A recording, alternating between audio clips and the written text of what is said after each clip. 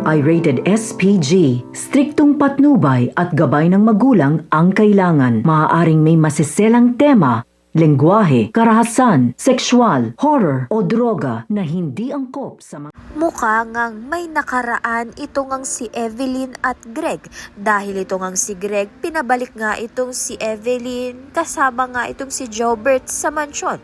Kunwari nga ay para matulungan nga itong si Marge sa pag-aalaga nga dito kay Jasmine.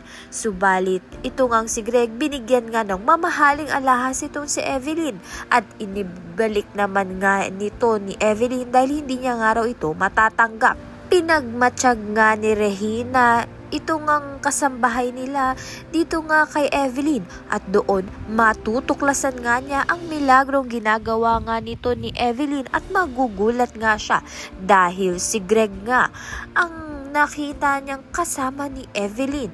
Sa kabilang banda naman nga, malapit na ngang malaman ni Marge ang panlulokong ginagawa sa kanya nito ni Paulo.